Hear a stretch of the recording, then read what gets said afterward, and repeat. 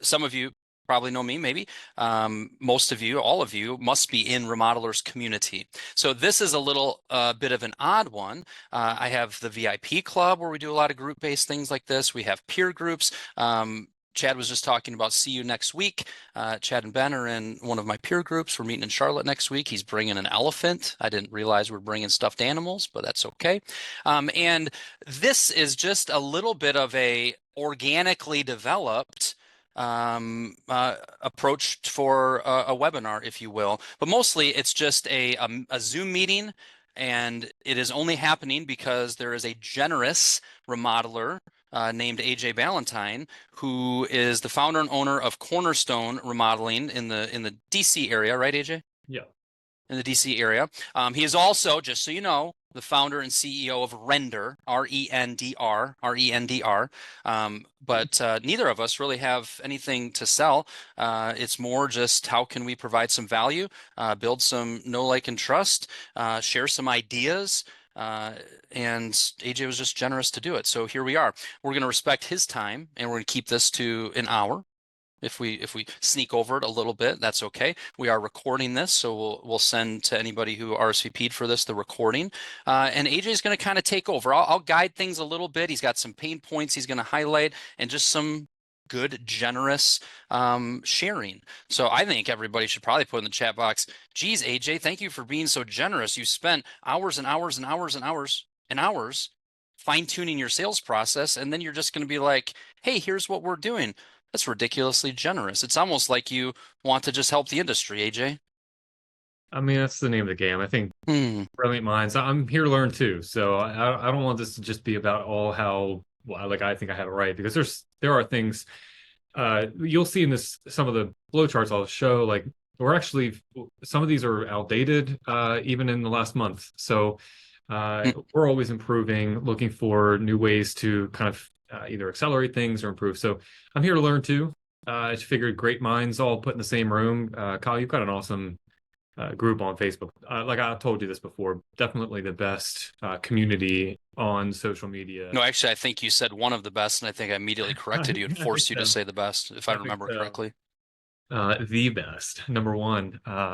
All right, rock and roll. So give a little introduction of who you are, maybe a little bit of, here's kind of the company I'm running, size, scope, and then let's dive into it.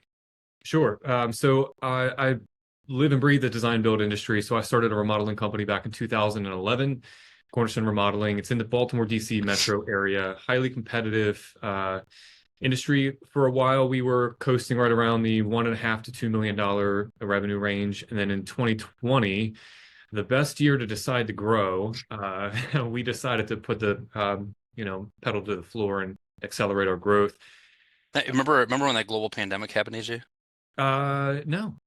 You said 2020. We were talking about it at our house the other day, and my wife's like, it was, I mean, obviously there was a lot going on and a lot of devastation that happened from it. From a family standpoint, it was her favorite year. Like, we were home, we were just together the whole time, and my son said, what are you talking about? It was the worst year ever. I didn't see anybody. We just hung out together as a family. It was reminding me that everybody had a different experience there. We bought a house. We moved. We bought a house in 2020. I mean, and just now we're celebrating 4 years living here, and I'm like, 4 years? What in the world? Like, it feels like 2, because I feel like we lost 2020, 2021. But nevertheless, we decided to grow in 2020 and kind of break that glass ceiling. And most of the people on this call understand that the different phases your business goes into, and we actually have to change your organization. And part of going to this whole $8 million threshold, which is where we're sitting at now, a lot of it had to do with documenting processes. Really, I had to change like my position in the company, like how I served my company is a lot different. Is a lot different now than it was, just 2 years ago. But over the last 4 years, we've spent a lot of time trying to fine tune our sales process. And just over the last 12 months, we feel like we've really dialed in.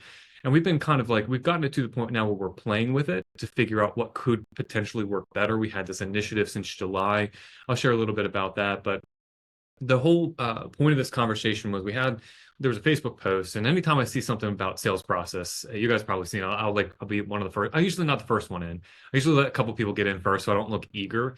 but then I'll hop in and I'll comment because we've done a lot of work on this sales process. Yeah. One of the comments that came up was, yeah, was this one like throwing around ballparks early on can be dangerous, but it's drastically important for us moving forward in the design build arrangement. So I think the question was around like, how do you guys handle when the ballparks are thrown out, but it's not a well-defined job yet? Maybe they want to explore some options, and but then all of a sudden construction costs are kind of all over the place too. How do you ensure that you're offering ballparks early on?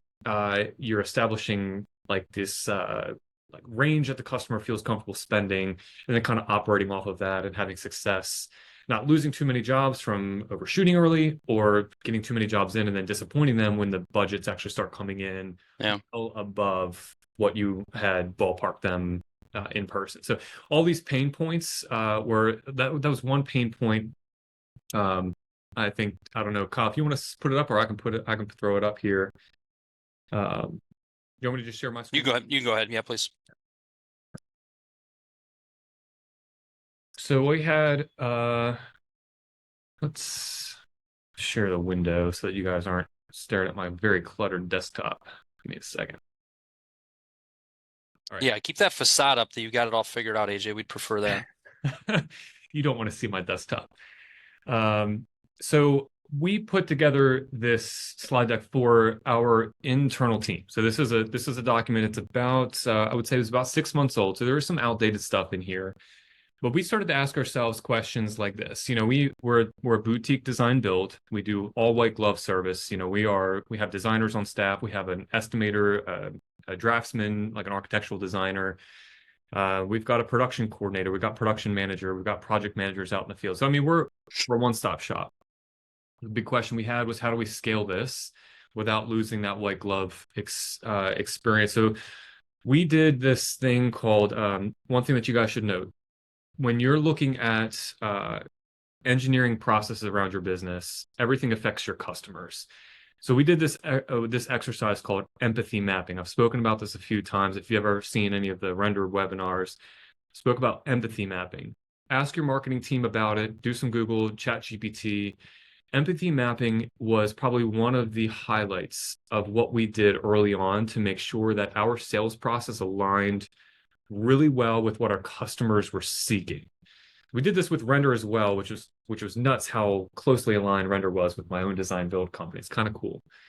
But through this empathy mapping exercise, we extracted a couple of pain points. Well, we felt like we could answer all of these things that our customers wanted, but they posed specific risks to our operation. These pain points, customers want to explore too many options up front. I don't know how many people on this call have this issue where you get someone who has a smorgasbord of stuff they want to explore. We want to do an addition. We want to do a fireplace. We want to do the foyer, the kids' bathroom. How do you box them in? Extracting the real budget from them can be tricky. Chad says every day. Every daggone day. So speeding up our sales process can risk the quality and creativity that really sets us apart. We did some studies on this. Forgive me, I can't remember the numbers, but I remember there being almost 21,000 remodelers, I believe, 21,000 remodelers in the state of Maryland, residential full service remodelers. So when I say it's highly competitive, it is highly competitive. There's probably a good 2 to 3 or 4 dozen that we compete with on a day-to-day basis, just in our own backyard. How do we charge enough up front? I really want to get into our value engineering exercises a little bit today.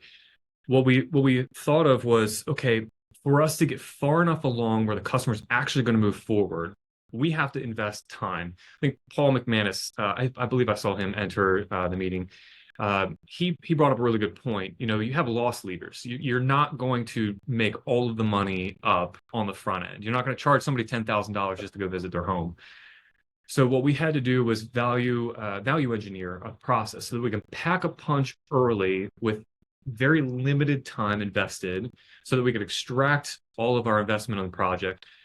It's creating perceived value on the homeowner side while we packed all of the actual value, all of our deep time that we invest in these projects with our creativity and so forth, building these relationships behind this gate. of the design agreement, this full retainer, this whatever you guys charge. I'm not sure if everyone on the call is charging design agreements, but whatever that is for your company, for us, it's 5% of the target price range. So for a $200,000 job, we're charging 10 grand before we get any of the fun stuff started. So how do you pack enough value up front to make them want to bite on that? How do you latch the hook? We did a lot of exercises on that. And then, of course, there's some other fringe things. You know, we wanted to make sure that our employees kept engaged, because the more we engineered these processes, the more you felt like it was just a machine, and employees don't really like that. Customers don't like that either, right? And then this big one, increasing the sales pipeline without incurring additional overhead costs. This is what we're playing around with now. How much can we sell without hiring any more staff? And this is specifically not to take advantage of our current staff. It's just what is our peak performance? What does our peak performance look like? Then we can dial down and we can match up to that in cases when we have a slow period or we want to hit a higher quota, so forth. So these were the pain points that we kind of went through. And I'll kind of talk you guys just through our sales process, because I think it'll answer some of these in chronological order. Does that sound good? Sounds great. Yep. Okay. So I'll kind of start with the cornerstone flow chart. I'm a flow chart guy, in case nobody knows that about me. So I love mapping these things out visually. You can kind of see, I'll zoom out here. We went through 4 iterations of a refined sales process. Part of this was because, like I said, this little value engineering exercise we did, we had to basically go through, we had a whiteboard.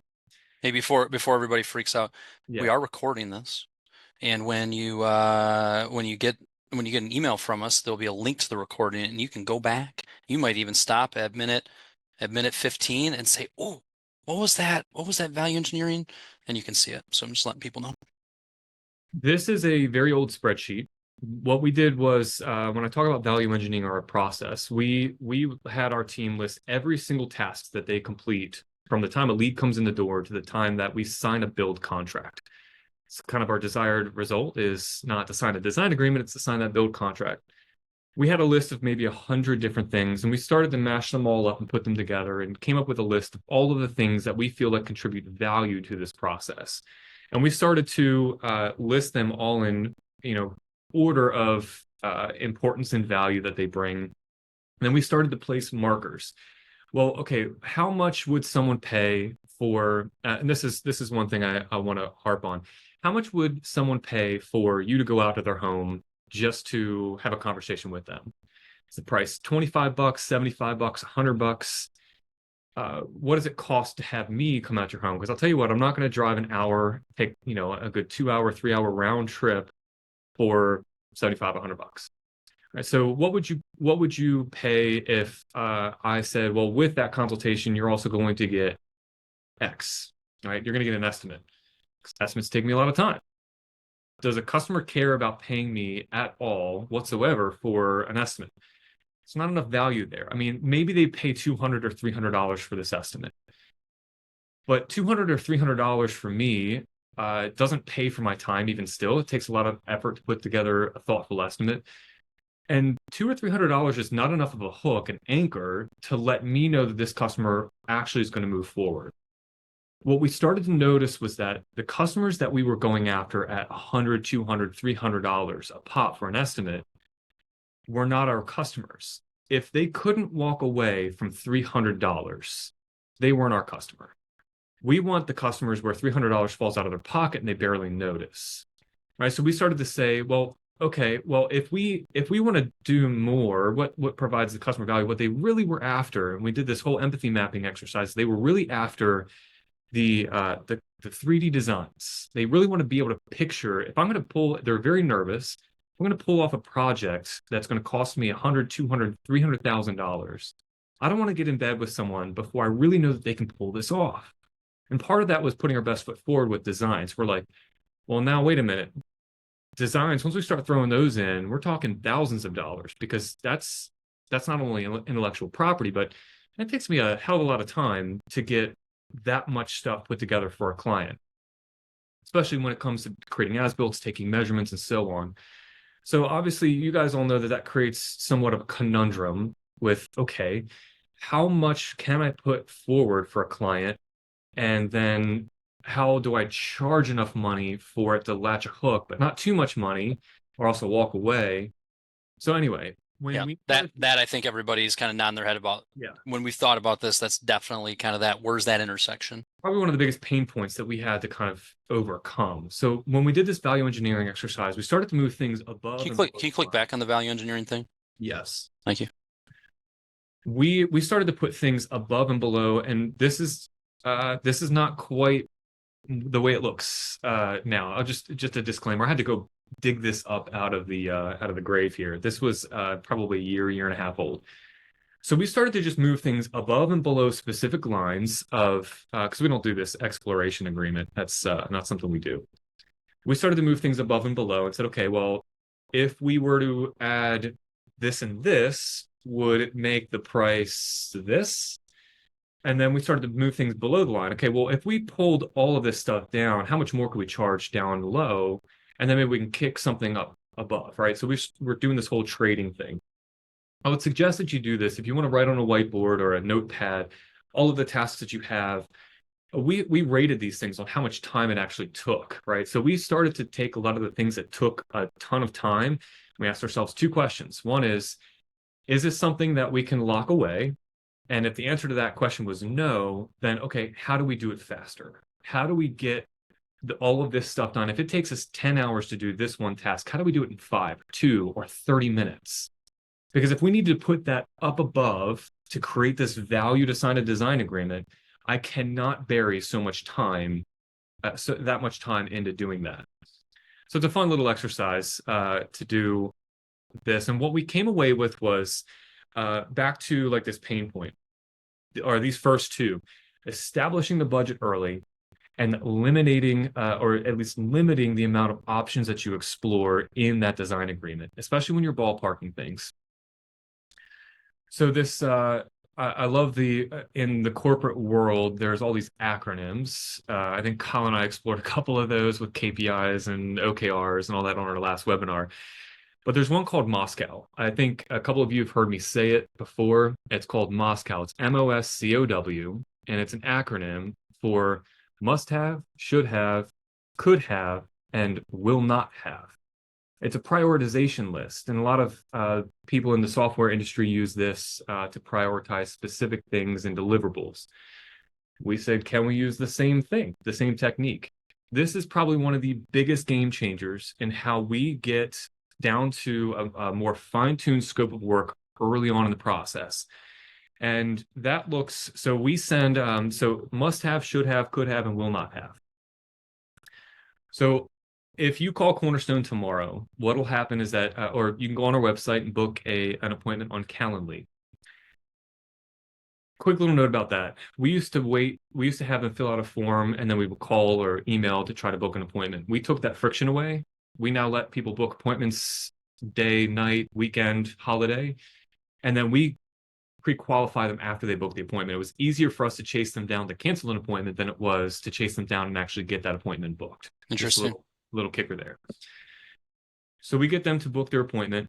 What we do is after they book the appointment, a couple of things happen through Zapier. They get automated emails. I'm really big on that. I know Paul is too. Automated emails that go out that'll include, hey, here's what you need to expect. Another tip.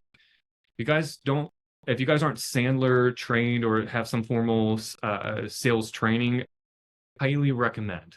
AJ, this is when you plug me. Or if you haven't joined the VIP club and taken the Remodel Your Sales Process course, blah, blah, blah. Yes. Yeah. Get some help. Get some formal training. Part of that is establishing expectations early on so the client knows what's expected of them, not just what to expect during the meeting, but what's expected of them to complete before or during the meeting. So we set these expectations early. We send them a Google form like this. That's the Moscow report. We explain it in the email, how it's helpful. What this does is it gets them to list all of the things. We get them really excited and jazzed up to do this. Because it's the Moscow report, it naturally helps them prioritize specific things that are important to them. Because if you go on the consultation, you're going to get a laundry list of items, or you're going to get their whole wish list. They have to mention everything. But the problem is you don't know how to prioritize specific things. So what we say is if you're going to spend any money at all, what do you have to have? Right? Okay, so if you're going to spend that amount of money, what would you like to have? Those should be in your should haves, right? I should be able to fit 5 kids at my island, right? Okay, what about your could haves? Well, if I could afford it, I would also like to update the fireplace, maybe the foyer. Okay, we're going to put those in your could haves.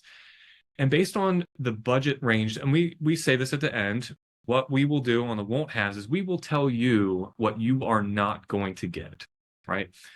We take this Moscow report when we go to their home. We take a look around. A big thing is I'm not going to plug Render today because I don't want to be that guy. But a big step forward for us was using Render on that first visit because it got us the measurements that we needed to accelerate some time after we signed the design agreement. I'll show you that. So during that initial visit, we're taking a look around, we're talking to them, looking them in the eye, shaking their hand, the whole gambit. We're going over this Moscow report. This is how we establish a budget with them because we can look at this report and say, oh my goodness, if you did everything on this list, you could be anywhere between $200,000 and $400,000. You usually get the whoa, right? I don't know that. Little tip: if you think you can do it from 150 to 250, pick something in the middle or pick that high number and use that as your low number. We trained our salespeople. Never say if it's a first floor from 150 to 200, you think it'll probably be somewhere in that range. Say 200 to 400. What that does is it tells you what they absolutely will not spend. They're like, oh no, we wouldn't spend that kind of money. Well, what would you spend? Well, we'd probably go up to like 200. We weren't expecting to go past that. Now you have the high range of what you were thinking in your head, 150 to 200. Now, when you come in, you could design something in that space. So what we do is we use this Moscow report, say, if you got everything on here, you're probably somewhere in this ballpark. You usually get the, whoa, I don't want to spend that much. Then we have a conversation. Okay, well, if you don't want to spend that much, what we could do is we could look at knocking out all of your must-haves and maybe all of your should-haves. We'll play around with this. Some of these things we'd have to explore a little further, but we'll see how much of these we can knock out. But do we have your permission to kind of explore what this would look like if I told you your must-haves and should-haves would probably be between, let's say, 150 and 250? Does that sound fair? Well, I wouldn't want to spend 250. Okay, 200. That just means we'll probably pull less of your should-haves in. We can usually fine-tune where we want to put them in what we call a comfort zone. Let me show you this. So when we're talking about a budget, we're not trying to get, we go to them and show them this. I'll show you my journey book here in a minute.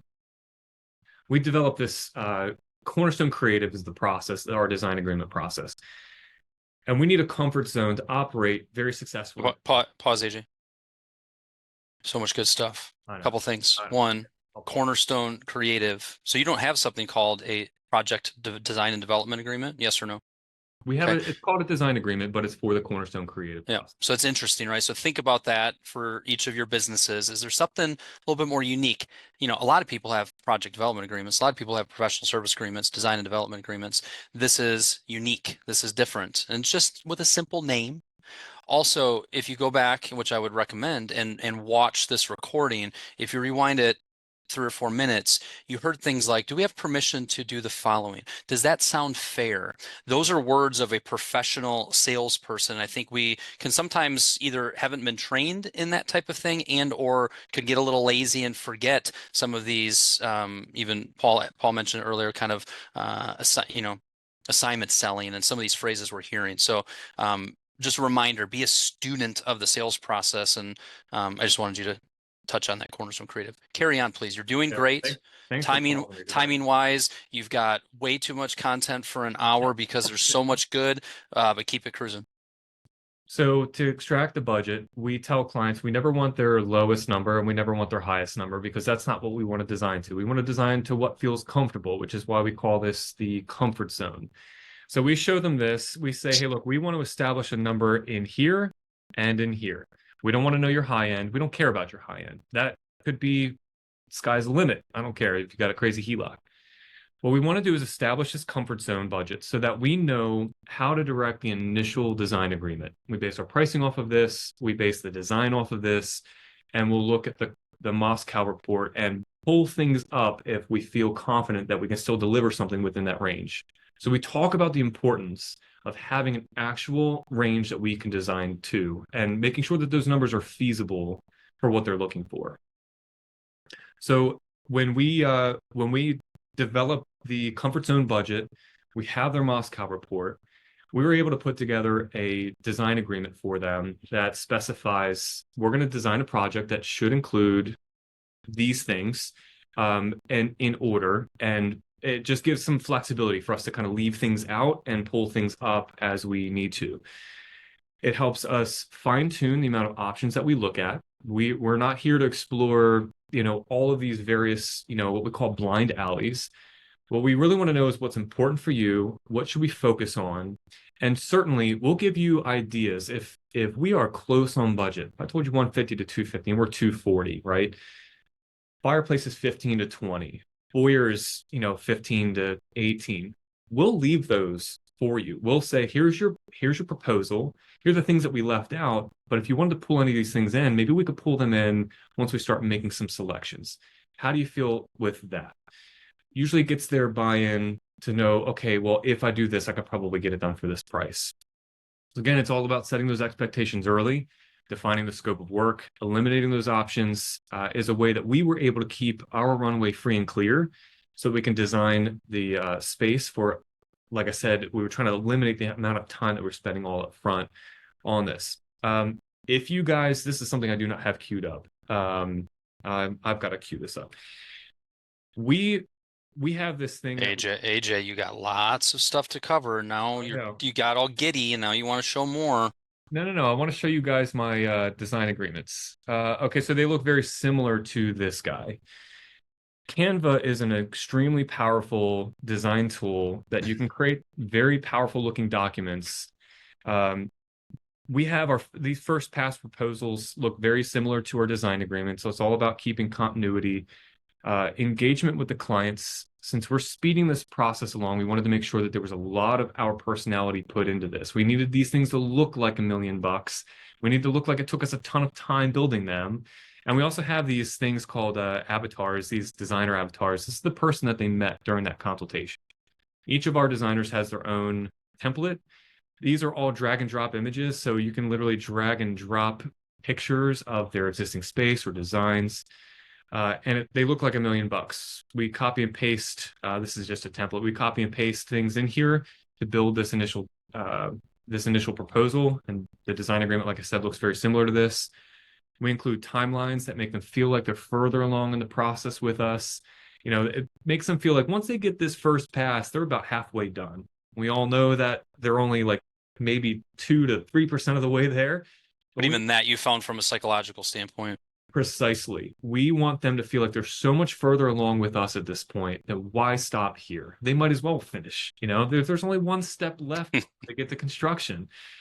It's a psychological marker because they're receiving this in 7 days from the time they sign a design agreement with us. And that's really what I'm focused on. Let me just hop back to our sales process here. So after we have that set in stone, we send them a design agreement and we say, we're not going to do anything else until we have this design agreement signed by you. We break it into 2 parts. We charge 1% upfront for what we call the first pass, right? That's kind of what you just saw was that first pass proposal. My apologies, AJ. So what you just showed us was after the design agreement is signed? Yes. Okay. I'm not going to bury so much time and go and find our design agreement. It looks almost like no, that's amazing. I'm glad you pulled it up. And I was also admonished by one of the participants to let the man run. So I'm going to settle in. But I was and maybe we can touch back on it, but I was curious maybe for you to touch on a little bit of what the deliverable looks like for them before the part we just showed. Yes, I can pull that up. Good. So I basically just walked you through. We have a discovery call or discovery meeting. Sometimes we're going out and visiting them, learning about their project, again, getting the Moscow report and getting the comfort zone established. When we will go out and visit their home. Like I said, we want to shake their hand, look them in the eye, let them know that we're real people, make that emotional connection. We were never measuring here. Like I said, we've gone through several iterations of this. We were never measuring up front because it took too long. So this is one of those things that when we were value engineering, we said, okay, well, if measuring their home and creating as-builts takes us 4 hours, how can we do it in less time? So that's when we implemented render. Now we can go out on that first appointment. We can actually scan their whole, first floor in 2 or 3 minutes and then put the phone away and have the conversation. Now we have the measurements. We cut out, I think you can see up here, we cut out, forgive me, okay, they're not in here. I'll have to, maybe as a follow-up, I can send you some of our old screenshots where we were starting to notice friction points. Okay, this is taking us too long. How can we eliminate this? We're more interested in version 4.0 anyway. Yeah. So once we have the design agreement in place, it has a comfort zone budget. It has a scope of work based on the Moscow report that the homeowner basically gave us, right? Now we wait. We do our follow-ups. We're pumped. We're ready to start designing for you. That design agreement goes out via DocuSign. It doesn't take us any time to put that together. A lot of times we'll include a floor plan of their existing space, something that we pulled from Render. Once they sign that design agreement, it's 1% upfront. So if it's a $100,000 job, they owe us $1,000 upon signing that design agreement. But what they know they're going to get for that $1,000 is an estimate and a couple of designs to show the feasibility of that project. Now, we knew that we couldn't provide 3D designs and an estimate for $1,000. There's no way that anybody in the right mind would charge so little for what brings so much value. And what's left after that to hook them for a larger design agreement because they got what they came for. So we stripped it out. Again, the value engineering exercise kind of showed us that it's not about showing them everything fully designed. We can show that in this. I'll show you our lookbook here in a minute. We can show them what we can design for them. What they get up front is they get the, we create the as-built, and we create what we call low fidelity designs. It's a floor plan, it's a layout. We're not showing you where your trash can cabinet goes. We're basically just establishing parameters for the space. We'll show some 3D images that will show more like perhaps patterns and like the overall look of what the space could look like, especially for an addition. And then we create an estimate. This estimate these are all template based. They pull in big allowance numbers for selections. And we compile all of that in 7 days. Now, granted, some of these things run longer. I'm averaging 9 days right now, to be fair, but our target is 7 days. Within 1 week, we will be delivering this first pass proposal, what you just saw in Canva. Like I said, it looks like $1 million. It looks like they were our only project that we had going on that week. We just spent 5 business days working on nothing but their project. It's that perceived value. Once they get that, we basically have this check-in email that says, hey, here's this. I could show you this is very Sandler-driven type of email. It says, hey, one of two things will happen at this stage. We'd like to have you in for an appointment for a follow-up. We want to kind of go over your questions that we know that you'll have. One of two things will happen. We'll either mutually decide that we're not going to move forward, or you're going to be ready to move forward into the full, what we call our Cornerstone creative process. At that point, they owe us the other 4% so we charge a total of 5% for our design agreements, 1% up front with this guy, and then the other 4% when they're ready to move forward into this Cornerstone creative process. And that's where we get the bulk of our money, and we'll dump 80 to 100 hours into the project at that point. But we have 100% success. What's your average project size, AJ? It's over the last year, I want to say it's right around 120. Over the last 6 months, it's closer to 240. So we've actually gone upstream with our clients lately. Cool. I'll kind of pause there, Kyle, before I kind of go into some of this other stuff that we do for creating this perceived value early on. Any questions that you have so far? How many hours are you putting into that kind of first pass? What is that kind of average? I got some data for you. All right, so it's all on my whiteboard in front of me because I just printed this report for my team. So in the last 12 months, we've looked at 270 jobs. 270. 270 basically reached this phase right here, this discovery call, visit, and scan. We've provided 270 design agreements, and we signed 46% of them. So 46% closing rate. It means 125 customers got into this right here. This is over how long a time frame again? So we have, on average, we have about 2 to 4 hours of time invested here, and on average, 4 to 6 hours of time invested here in this first pass phase. The reason for that is instead of it taking me, this one I believe is up here. Nope. Okay. Instead of it taking me, another visit and measuring the space, creating the as-built, which took added maybe 3 or 4 days and about 8 hours of our time, we cut that out. We use render on the first visit. We're able to scan and dump those things into Chief Architect or 2020 now, create the as-built quickly, create the designs quickly, and then in roughly 7 days, we're delivering this. Like I said, we have about 6 to 10 hours of time invested to get to the first pass proposal delivery. It usually takes 2 weeks or so for us to get customers to decide whether or not they're moving forward or passing from there. That whole process from the time that we learn about them to the time that we're getting an answer has been cut to about 4 weeks. That used to be 16 for us. 16 weeks. 16 weeks to get Yeah. to a point where we were fully moving forward 100% full steam with a client. I am now, so if you think about the metrics there, 16 weeks to 4 weeks to get to that same point. I'm cycling through my pipeline 4 times faster than I used to be able to. What that means is that now I am not focused for 12 additional weeks on 54% of the projects that don't end up moving forward. It's incredible. So we have a 76% closing rate from that time on forward. So what that shows us when we have So those 125 customers that made it to design agreement. Yep. Pardon? 95. So 125 signed design agreements. Yep. Turned into 95 ended up moving forward into this full Gotcha. year. Cool. Out of those 95, we only lost 2, and they were extenuating circumstances. We have 100%, what we call 100%. One was a death in the family, and one was a divorce. So 2 things we just it had nothing to do with us. They were ready to go, but kind of strange circumstances there. So we have 100% success rate, but only 6 to 10 hours of time invested prior to getting that moment. And all of that, like what we were seeking was, yes, can we preserve a lot of our time so that we can spend more time where it really counts, developing value with these 95 people down here. But at the same time, we were answering some of those pain points, right? Because we can't spend less time up here if we're looking at a dozen different options, or we don't have a ballpark and we're designing something for 400 and then something for 200, right? So it was all about fine-tuning the scope, fine-tuning the budget, creating that value, letting them know how this process was supposed to move forward, what they weren't going to get early on, right? They're not going to get revisions. They're not going to get options or what we call alternative plans.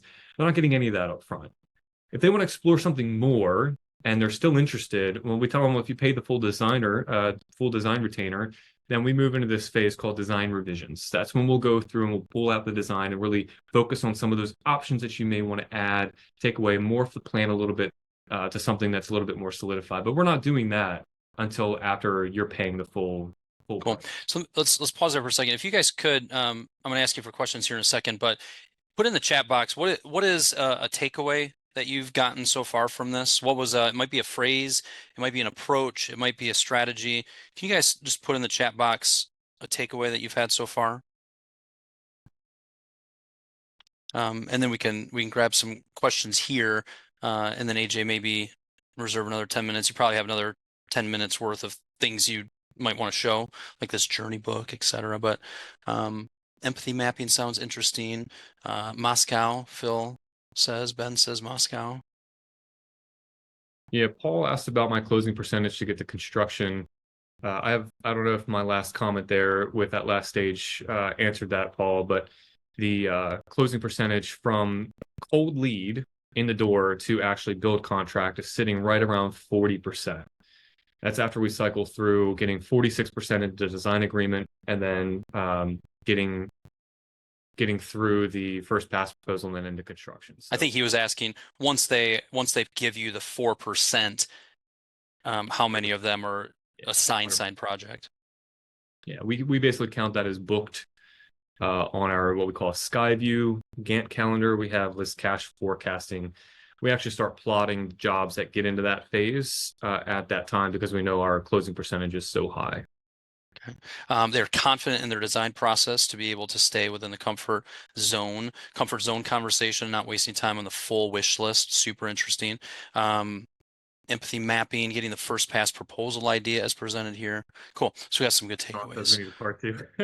Pardon? Sean says we need a part two, and we were kind of like thinking the same thing, like, oh man, this is gonna be a lot to It's okay. deliver. It's okay. Um, Good. one helpful piece of literature that I would leave you guys with is something that's helpful to have this comfort zone conversation, the Moscow conversation with clients. So we spent some time putting together what we call a journey book. Some of you guys probably use something like this. It's just a compilation of projects we've completed in the past, things that we can reference when we're having these conversations, so that when we're looking at, a particular job, this is a basement. When we're looking at a basement job, we'll show, hey, well, look, this is one that we looked at and it came in. Their comfort zone was 115 to 160. We came right in at 140, and this is what it looked like when it was done. Just little things to reference when you're having these conversations. You notice we have this little needle as a compass to show how people came in. Some of them, like this guy, are on the high end. Some of them will show that we actually save them a little money. We dialed this one way back and came in. We just did a little refresh for this kitchen, but But just still, there's a story behind each one of them. reference. Correct. It's a really good reference point for Mm. client when you're having those initial And conversations. even what I just saw there, it's very quick and easy to digest. Yeah. The graphic aspect of it, the simplicity of it. Cool.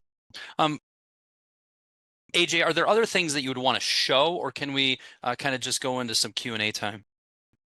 I think if we just want to go into some Q&A as a follow-up, I can send you guys my sales process because there's some notes on here that Double thumbs up, says Trey. start. Yeah, I'll share that because I know that's probably where some questions lie. When do you let certain things happen? But um, I'll Good. have it So right. go ahead and you can type in some questions, or feel free to unmute. Or actually, with this size group, go ahead and raise your virtual Zoom hand if you'd like. Um, I think Derek we says, what does your budgeting look like through design? What does your budgeting look like through design? if I can get some clarification on that answer or that question, budgeting through design, as in how do we track costs as we get into the meat of the design? Is that This is a client facing. Derek, you want to just go ahead and unmute? There you go. Sure. So I'm curious about what does are you keeping more or less like a running budget throughout the design process? And if so, what does that look like on the client side? Yes, we keep a running budget. At the time they pay this full design retainer, we actually open up our project management software to them that they can actually track their budgets. They're making selections this way. When we have an allowance for $30,000 for cabinets and the allowance or the selection comes in at 28, they actually make that selection and it logs it. And then they can track their budget, the ups and downs as we go along and make those selections. When we get proposed, we put allowance figures in also for subcontractor budgets that we can't really identify until we're actually going out to scope the project. Plumbers, electricians, things like HVAC. We'll put allowances in for those things too. Our project managers are involved at this point. They'll actually do walkthroughs, get those proposals in, and we'll lock those prices in so that we can show the client, hey, okay, this plumber came in a little higher, but the electrician came in a little lower, so we're still fine on that side. But full transparency is key for getting the homeowners buy-in through that process. Okay, so the clients are seeing the subcontractor pricing. Yes. Okay. Or the allowance for the subcontractor price. And they're not seeing the overhead and the markup on those numbers. We still have control over putting those in. But yes, we will show them kind of all the way through. Okay. Okay, thank you. Thanks, Victor, Derek. Yeah, Victor said, what's your method for accurately ballparking at the first client visit? Everybody finds that super easy, AJ. Well, the journey book certainly helps to kind of frame the overall construction size. We usually keep it pretty we usually keep it pretty big. Like I said, we'll go in with a very large number, almost like a scare tactic, if you will, just so that we kind of understand, okay, how far can we not go in exploring this particular renovation? Once they give us that number, it will really help. Okay, it boxes us in. And this just takes construction knowledge. I think Chris, my sales guy at Cornerstone, has 10 or gosh, no, sorry, 20 plus years in the industry. So he's estimating these projects as well, everyone that goes out the door. So he kind of knows what things cost. It's not to say that we're not, 100% every single time, right? So there will be some mistakes that we make along the way. Some projects we've had to kind of eat our words and say, hey, look, we really thought that we could get this under 180, and we're coming in at like 200. So we still have those instances. Nevertheless, it's more just construction knowledge, best guess, and just creating flexibility. Like I said, the Moscow report gives you the ability to say, we're gonna get all your must-haves, and we'll see how many of your should-haves we can get, right? You're not boxing yourself into say, okay, we're gonna make sure that this estimate's gonna have all of these things. Can you give us an example when you think of like a kitchen project? What are some of the things that fall into like should haves or could haves that you see? Must-haves will be taking down the dining room wall. We need more space. We need a bigger kitchen. The should-haves could be I want inset cabinets. I don't necessarily need them, but I would like to have the design really should support that. So a should-have could be inset cabinets, could be hot filler, although those usually we kind of pull those down to the could-haves.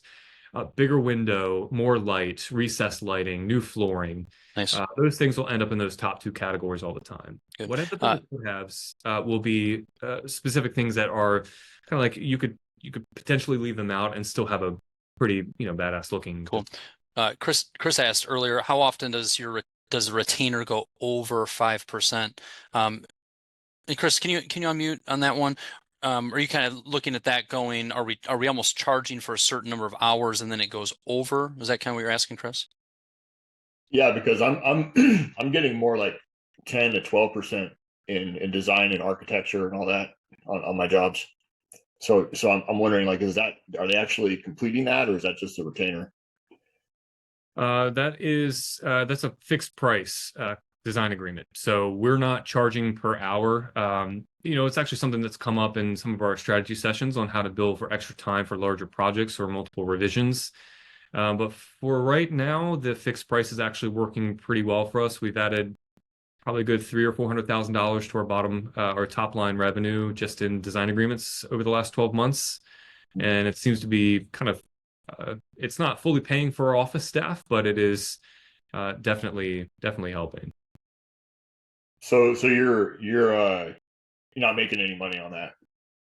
Like that's costing you money. With the way that our build contracts are put together, we actually include our overhead and markup to accommodate our entire office staff. So all of our overhead expenses. So we're still making money in the build contracts. The design revenue was additional revenue that we added on the top line. And that's why we're not so concerned about the hourly, the hourly rates pouring into designs. The only times that would become an issue for us is if we felt like there were some people taking advantage of my office staff, like rewriting the script on what they were asking. But we actually time box this. The design agreement's only valid for, I think it's 60 days. We were at 45. I think we do 60 days. So really, if they're not completed and we don't have a build contract within that first 2 months, then we can kind of bow out. Okay. Yeah, that makes sense. Because like what I'm thinking about is the scope is kind of open-ended sometimes on these too. So it's like, you can there's some people that can really use and abuse some time if scope into perspective first, and then so that also allows you to get that down to that 5%. Yeah, Paul asked a question, what about the 10-15% of people who do not move into the build contract? Does that just lose money? So we are losing, we get 76% of all the design agreements that get paid, just about 1%. 76% of them move forward into this full price design agreement. So that whole second phase, the pre-construction, what we call the Cornerstone Creative. So we get 100% of people moving forward. So when you're saying that, that 24% of the people that fall off at that point, I'll remind you, they've already paid 1%. So let's say $1,000 for every $100,000 kitchen we look at. And we only have 6 to 10 hours of time invested in that. So yes, we certainly did not make any money on those. Well, we certainly didn't spend an exuberant amount of time. We didn't lose a lot of money on those either. So we're not making money. Yeah. We're not losing a whole lot. The other thing, I mean, there's a lot of different ways to approach it. Good questions. And if we polled each of you, there'd be about 15, 20 different ways of approaching this. The big overarching thing is, Chris, when you ask that question, AJ knows his numbers. We got to know our numbers. He's like, yes, I hear what you're saying, but all of my office overhead expenses, that $272,000 is already in my overhead. That is coloring how we're pricing it. So this revenue is not offsetting any of those costs. It is free and clear cash flow. So the big thing, there's a lot of different ways to slice it. Know your numbers, be able to answer it like that. And no matter how you do it, you're going to be in good shape if you know your numbers. Oh, we got some questions flowing. Victor said, do you credit the cost back to the client's construction contract? No, never. Chad, 3 no's says y'all, Chad says, does the fixed price include architecture and engineering costs? Oh, that's a good one. Not the design agreement. We will cover a fair amount of exploring what we need to pull off a project. But if we actually need like engineering stamps on drawings, we're not pulling permits for jobs until after we get the build contract in place. We will get, if we need outside assistance on engineering, we'll get costs for we work really closely with 2 engineers. We'll get a cost from them. Okay, hey, look, we're going to need you to stamp these drawings for us, come up with some steel specs. We know that those costs are going to be anywhere between $2,500 and $3,500. We'll actually put that price into the build contract for engineering fees. So we'll get that money paid. We're typically not doing that during the design phase. Not all the time. Sometimes we'll need to early on. We kind of address that on a case-by-case basis, though. Cool. Just some other questions. Beth had a question. We also put our full overhead in, often get pushback on the price as one of the quote unquote most expensive design builds in our area. Would really like to hear more about your strategies for addressing this. We put a lot of emphasis on quality and white glove, but we are not in a large metro area, so it can be a challenge. What are your thoughts on that, AJ? Not being in the same area, I don't know how to address more of a small town type of clientele. We do live in a very government job centric type of area, right? So unfortunately, we do have a pretty good buffer with that. It's almost like they print money there, don't they? Isn't that how it works? A little bit. It's as political as we're getting. Moving on. Keep it on. The ways that we've handled this is really creating perceived value. So I don't know how well you can offset that. Maybe it is like kickbacks for design agreements. There's things that you can do with value engineering. We tossed around the idea of like putting that money back and saying you'll get a credit back if you move forward with build contracts. I know a lot of companies that do that successfully. That could be one tactic. The other one for us was really about generating so much value up front, which I think a lot of you guys do. That's why you're sitting here. But what we started to do was we focused on a paradigm shift. We started to make our clients doubt the ability of anybody else that they were getting quotes from. Like I said, we're highly competitive, 2 to 3 dozen probably in our backyard that we get compared with all the time. What we were able to pull off in 7 days was we came out your home, we measured, we provided 3D designs, full scope of work, and an estimate for you. In 7 days, you've gotten 3 touch points in 7 days, got exactly what you asked for, and you love us. Our proposals are, everything has our images on it. There's design stuff. It looks like $1 million. So there's value there. But what we found was that now these customers that are moving forward with us are waiting 3, 4, 6, 8 weeks to collect estimates from other remodelers, which is the going rate. I think the average is 26 days to receive an estimate. Well, we did it in 7. What's that make the customer feel when they're waiting 3 or 4 more weeks, additional weeks for somebody else to come along? We get a lot of customers that end up getting bored and they don't want to wait anymore. Well, I guess they're not going to get back to me. So then they go with us. It's interesting how competitors can't keep up. Yeah, it's interesting how your strategy also may be colored a little bit by the hyper competitiveness of your area. Beth, what I would say is earlier you had made a comment, we've started so many of these processes, but you said never implemented. I'm sure you've implemented some of them, so be kind to yourself, but you kind of said, wow, we're missing out. So I would kind of answer your question by going, you already saw several things that AJ was showing that could probably further differentiate you, build more value. Maybe it's the lookbook thing. Maybe it's the way you're formatting it. Maybe it's some of this, you know what, we're going to break our design and development agreement into two distinct parts like this to deliver more value up front. So Beth, I would kind of say that's your next right thing probably to work on, is some of those things that wowed you. Let's start implementing those and see if their reaction is a little less, oh, you guys are more expensive, and a little bit more, man, you guys are unique. Wow, there's a lot of value here. Yeah. Cool. We knocked our socks off with presentation. So from the Moscow report going out prior to the meeting, to the lookbook, the Cornerstone Creative, the design agreement, the way that it looks, the way that we present it, how fast we get it to them, everything is packed with how beautiful, how creative and engaging we are.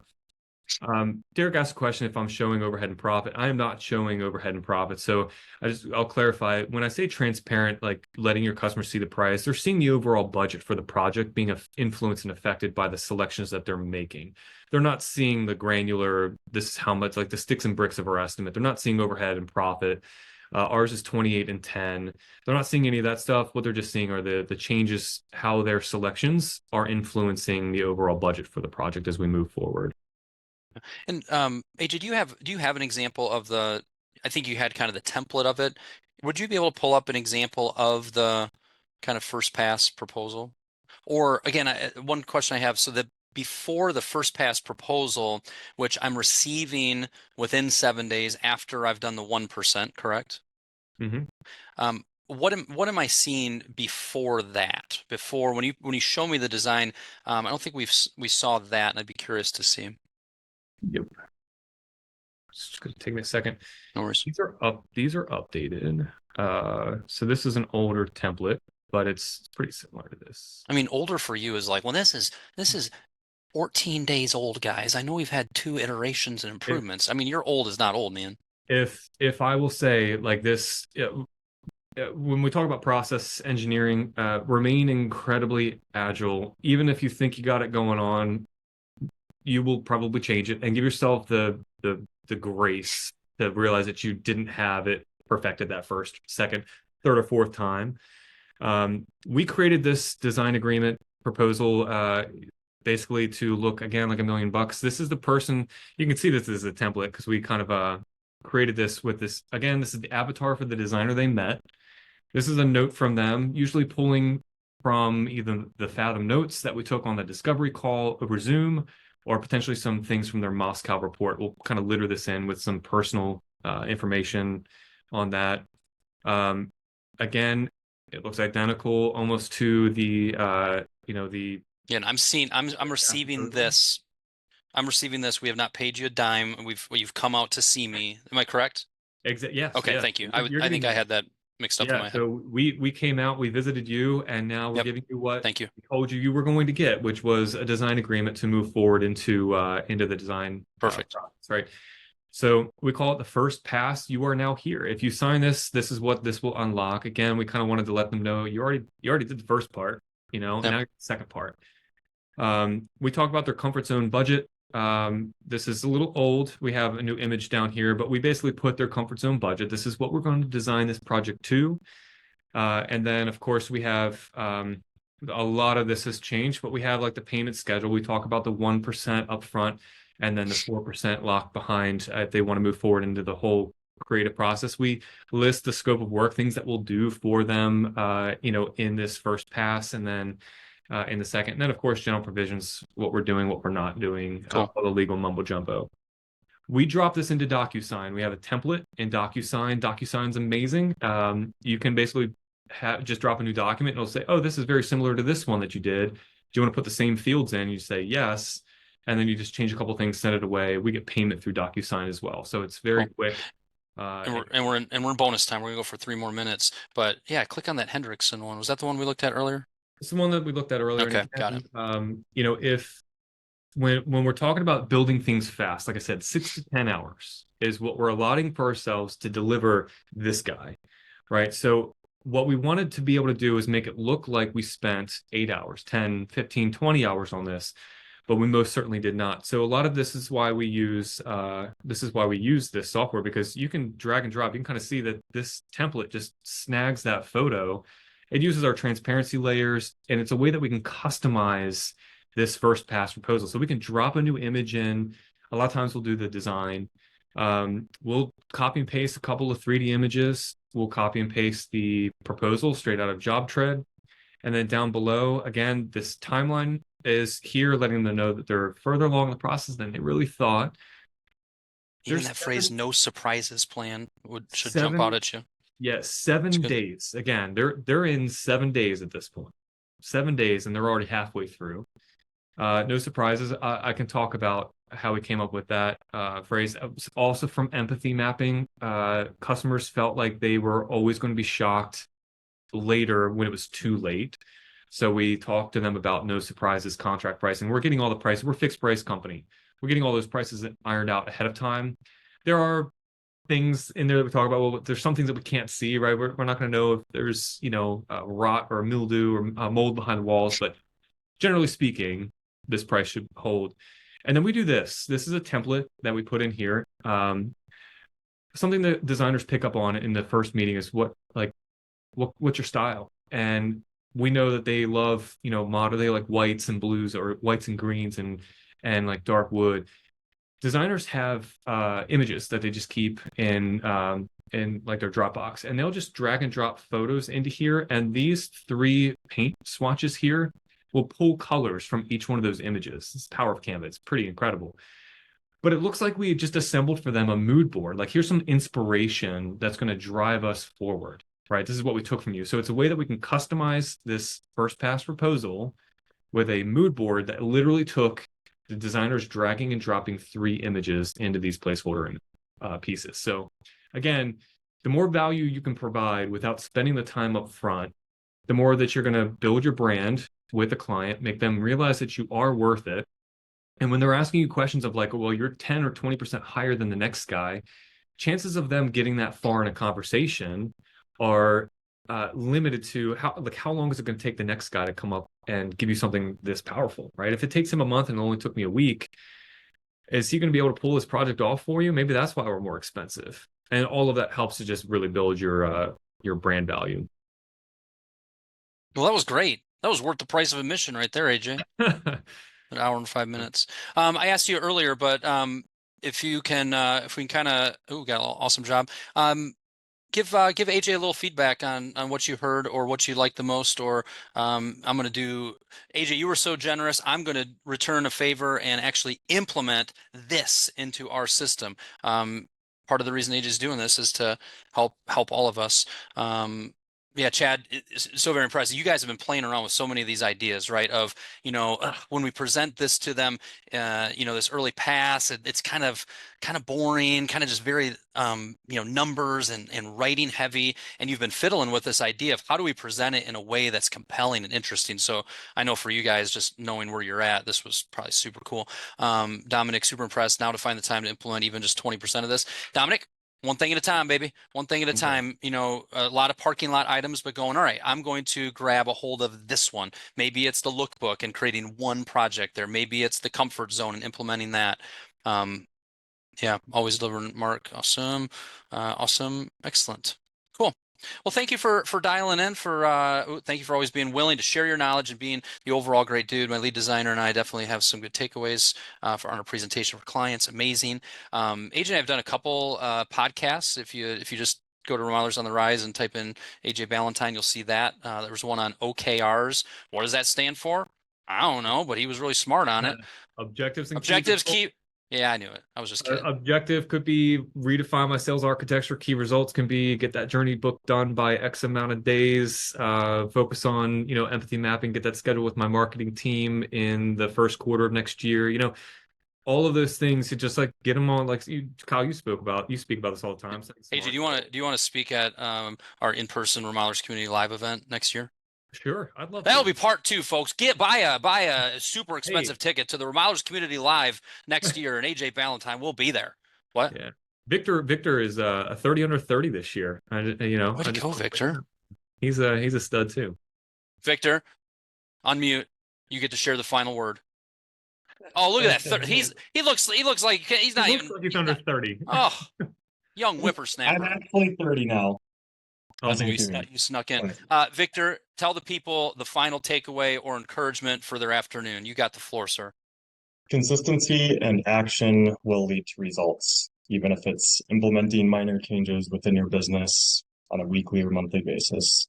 So I would say if there's like something you want to get done or achieve, set that goal, map it out, and just work on it a little bit at a time. None of this has to be overwhelming in a sense, if you know what I mean. Love it. Victor, there's a reason you were named 30 under 30. Now go get the 40 under 40. As like a newly minted 30-year-old, go grab that 40 under 40. Because with That's wisdom like cool. that, you earned it already. Thanks, All right. man. Thanks, everybody. Appreciate the time. Thank you, AJ. See you guys. Yeah, best of All right. luck. We'll talk. See ya.